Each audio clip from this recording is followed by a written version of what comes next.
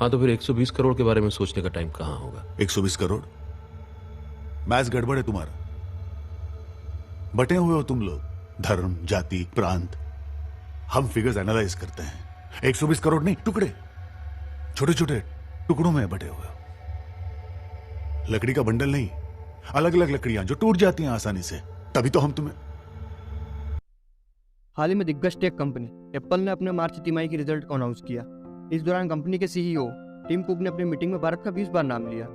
Tim cook का कहना है कि भारत न सिर्फ एक विशाल बाजार बन सकता है बल्कि एक मजबूत प्रोडक्शन बेस बनने का मादा रखता है। पिछले महीने ही एप्पल ने मुंबई और दिल्ली में अपने स्टोर्स की ओपनिंग की थी। इन स्टोर्स पर टिम कुक का कहना है कि दोनों स्टोर्स की ओपनिंग शानदार हुई और उम्मीद है कि भारत के दोनों स्टोर दुनिया में मौजूद बाकी स्टोर्स के मुकाबले बेहतर रिजल्ट देंगे। वहीं आपको बता दें कि 2018 में टिम कुक ने कहा था कि वो भारत और उसके लोगों को लेकर बुलिश व्यू रखते हैं। तो आखिर जो कंपनियां और जो लोग पहले भारत को एक गरीब और एक अनपढ़ देश समझते थे, अब आखिर उन्हें भारत में ऐसा क्या दिखा? अब आखिर ऐसा क्या बदल गया कि एप्पल के सीईओ टिम कुक खुद इंडिया आए अपने स्टोर्स की ओपनिंग के लिए? और सिर्फ एप्पल ही नहीं, अचानक से पूरी दुनिया का ध्यान चाइना से हटकर इंडिया की तरफ को शिफ्ट हो रहा है। तो जानेंगे इस वीडियो में। वीडियो को स्किप मत करना और एंड तक देखना।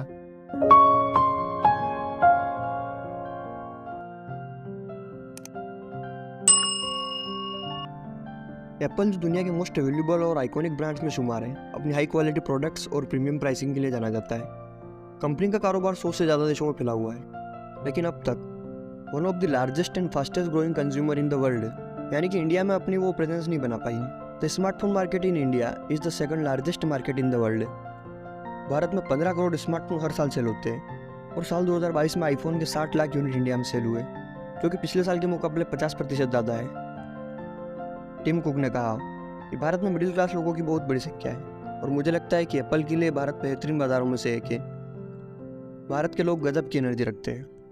तो हम यहीं से शुरुआत करते हैं। मिडिल क्लास जितना मिडिल दिखता है, असल में वो उससे कहीं ज़्यादा खास है। लेकिन किन के लिए? पॉलिटिशियन के लिए, बड़ी बड़ी कंपनियों के लिए, ब्रांड्स के लिए। तो क्या कारण है? क्योंकि अमीर बनने या हम कहें कि अमीर दिखने की सबसे ज़्यादा चाहत मिडिल क्लास लोगों को ही होती है और सब लोग इसका समय समय पर अपने हिसाब से फ़ायदा भी उठाते हैं। जैसे टिम कुक ने मिडिल क्लास की तारीफ कर उन्हें आत्मगौरव का बोध करा दिया। सेकंड चीज़ है, भारत एक बड़ा देश with highest population in the world, जहाँ लगातार मिडिल क्लास लोगों की संख्या बढ़ रही है, जहाँ लगातार लोगों की डिस्पोजल इनकम बढ़ रही है। अब इतने बड़े मार्केट के लिए ऑनलाइन स्टोर्स इतनी छाप नहीं छोड़ पा। तीसरी चीज़, अमेरिका और चीन के बढ़ते टेंशन की वजह से एप्पल भारत में आईफोन बनाने और यहाँ से एक्सपोर्ट करने पर फोकस कर रहा है। इस टाइम पर चीन में सबसे ज़्यादा आईफोन का प्रोडक्शन हो रहा है और एप्पल चीन का अल्टरनेटिव चाहता है। ब्लूमबर्ग की रिपोर्ट के अनुसार एप्पल ने भारत में पिछले साल $6 अरब के स्मार्टफोन बेचे थे। वहीं बात करें चाइना की, तो 2022 में ईयर ऑन ईयर 14% की गिरावट आईफोन की सेल में देखने को मिली है और चाइना में 2022 में आईफोन की बिक्री पूरे दशक में सबसे कम रही। काउंटर पॉइंट रिसर्च के मुताबिक पिछले लगातार 5 सालों तक एप्पल की सेल में चाइना में गिरावट देखने को मिली और इसका असर हमें एप्पल की रणनीति में देखने को मिला। 2021 में जहां आईफोन का ओनली 1% प्रोडक्शन इंडिया में हो रहा था, वहीं 2022 में सिग्निफिकेंट ग्रोथ के साथ 7% प्रोडक्शन इंडिया में हुआ। अब ऐसा नहीं है कि एप्पल को भारत के मार्केट पोटेंशियल के बारे में अभी पता चला हो। एप्पल कब से इंडिया में अपने स्टोर्स को खोलना चाहता था, लेकिन इंडियन गवर्नमेंट ने फॉरेन रिटेलर्स के लिए एक रूल बनाया था। नियम यह था कि कोई भी विदेशी रिटेलर इंडिया में अगर अपना खुद का स्टोर या प्लांट खोलना चाहता है तो उसे अपने प्रोडक्ट का 30% प्रोडक्शन इंडिया में करना होगा।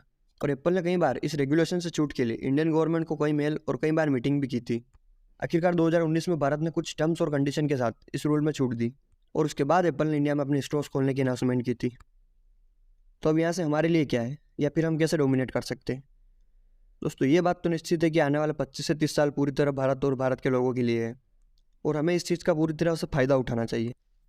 आपने अगर मदारी फिल्म देखी है तो उसके क्लाइमैक्स में वो पॉलिटिशियन कहता है, हाँ तो फिर 120 करोड़ के बारे में सोचने का टाइम कहाँ होगा? 120 करोड़?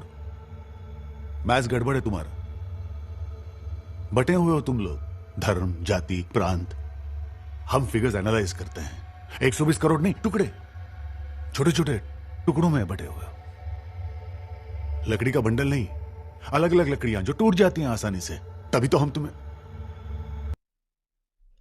तो हमें बटना नहीं है, पूरी ताकत से एकजुट होकर अपने गोल्स की तरफ आगे बढ़ना है और आगे बढ़ते हुए अपने साथ अपने इस छोटे भाई को भी आगे बढ़ाना है। और कोई गलती या सुधार की गुंजाइश हो तो कमेंट सेक्शन में बता देना। तो जाते जाते लाइक सब्सक्राइब करके बेल आइकन भी दबा दो। मिलते हैं नेक्स्ट वीडियो में। टेक केयर, जय हिंद।